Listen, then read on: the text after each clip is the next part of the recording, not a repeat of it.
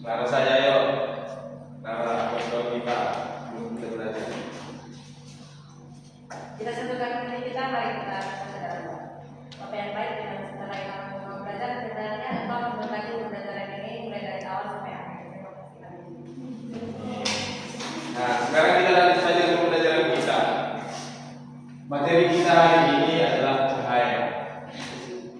Anak-anak, kita mendengar kata cahaya, apa yang terlintas di benak pikirannya? Lampu ya, matahari, senter ya.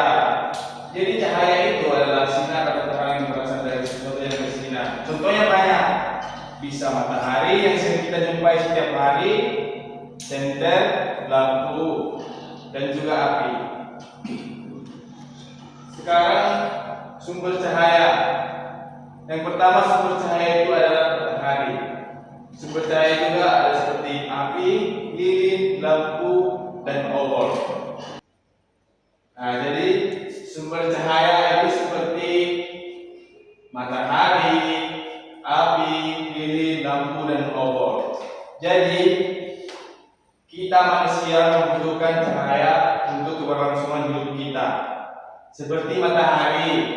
Matahari dapat sangat berguna bagi kehidupan kita. Matahari sangat berguna bagi kehidupan kita, seperti menjemur kain dan juga sebagai sumber utama bagi bumi, sumber utama energi bagi bumi.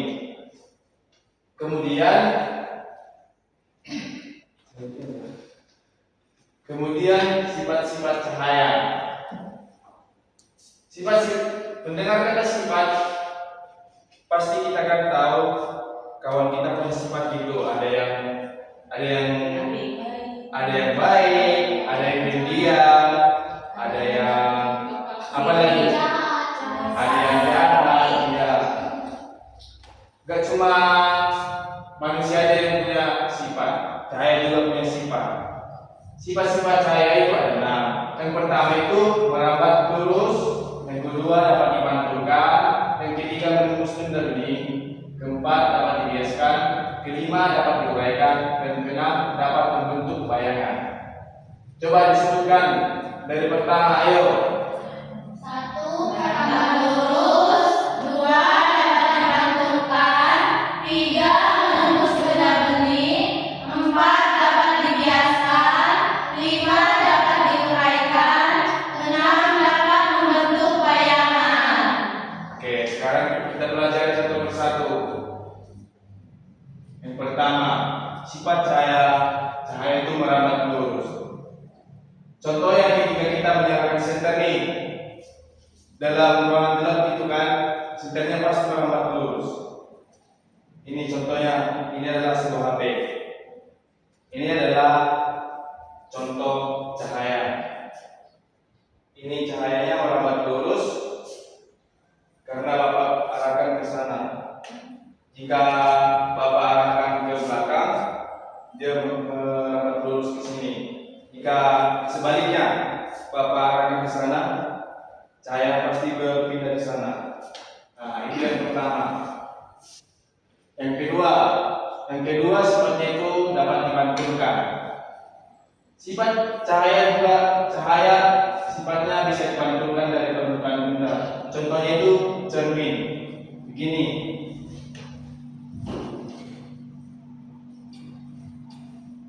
Ini adalah cermin. Ini adalah cahaya. Lihat jika dipantulkan. Nah, ini adalah contoh pemantulan cahaya yang ini. Nah, ini. Ini adalah contoh cahaya sifatnya dapat dipantulkan.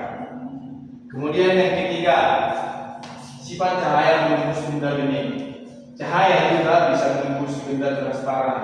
Contohnya, kita bisa lihat di jendela, ada sebuah cahaya matahari. Sifat cahaya bisa menembus benda transparan. Tak hanya kaca jendela, jika kita mengincar sebuah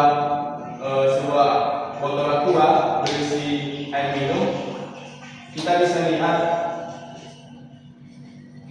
lihat cahaya itu menembus air tersebut. Yang kemudian sifat cahaya itu dapat dibiaskan. Selain menembus benda ini, ternyata cahaya juga dapat dibiaskan atau dibelokkan. Biaskan itu maksudnya dibelokkan. Ketika menembus media yang berbeda, misalnya dari udara menembus ke air, cahaya bisa dibiaskan atau dibelokkan. Contohnya pensil, jika dimasukkan ke dalam air akan terlihat patah. Contohnya begini.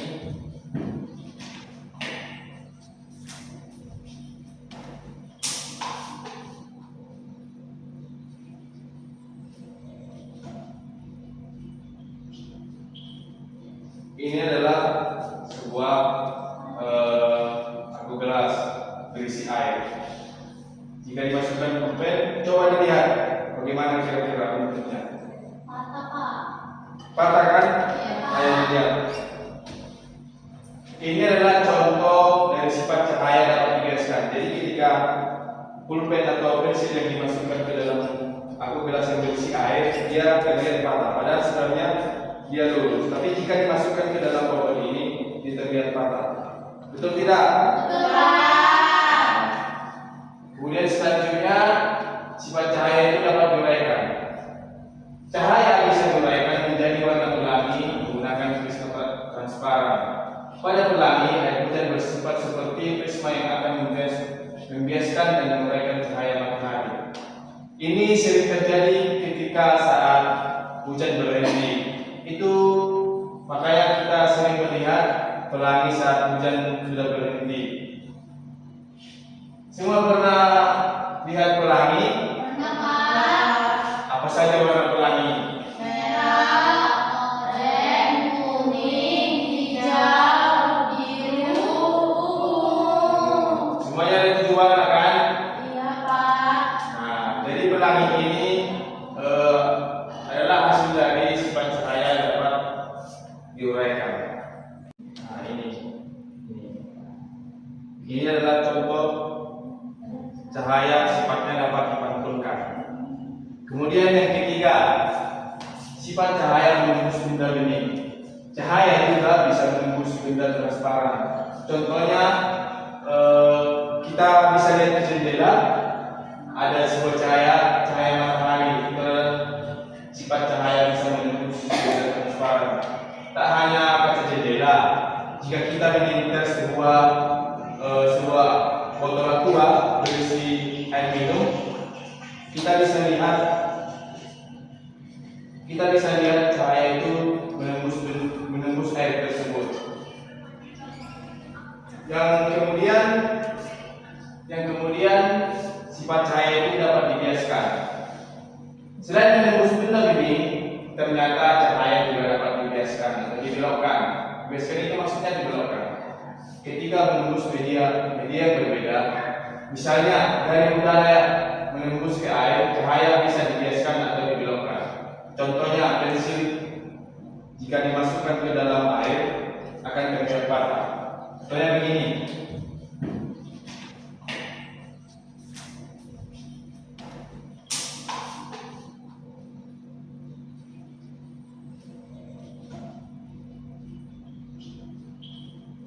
Ini adalah sebuah aku gelas berisi air. Jika dimasukkan ke pen, coba dilihat bagaimana kira-kira bentuknya. Patah, Pak. Patah kan? Iya, Pak. Ayo lihat. Ini adalah contoh dari sifat cahaya dapat dibiaskan. Jadi ketika pulpen atau pensil yang dimasukkan ke dalam aku gelas yang berisi air, dia terlihat patah. Padahal sebenarnya dia lurus. Tapi jika dimasukkan ke dalam botol ini, dia terlihat patah. Betul tidak? Betul, Pak. Kemudian selanjutnya sifat cahaya itu dapat diuraikan. Cahaya bisa diuraikan menjadi warna pelangi menggunakan kristal transparan. Pada pelangi, air hujan bersifat seperti prisma yang akan membiaskan dan menguraikan cahaya matahari. Ini sering terjadi ketika saat hujan berhenti. Itu makanya kita sering melihat pelangi saat hujan sudah berhenti. Semua pernah lihat pelangi? Pernah. Apa saja warna pelangi? Merah, oranye, kuning, hijau, biru, ungu. Semuanya ada 7 warna kan? Iya, Pak. Nah, jadi pelangi ini adalah hasil dari sifat cahaya yang dapat diuraikan. Kemudian sifat selanjutnya, cahaya itu dapat membentuk bayangan. Contohnya begini. Ini adalah cahaya, ini adalah bayangannya. Jadi bayangan ini tercipta karena tangan Bapak menghalangi cahaya dari HP. Jadi inilah sifat cahaya dapat membentuk bayangan.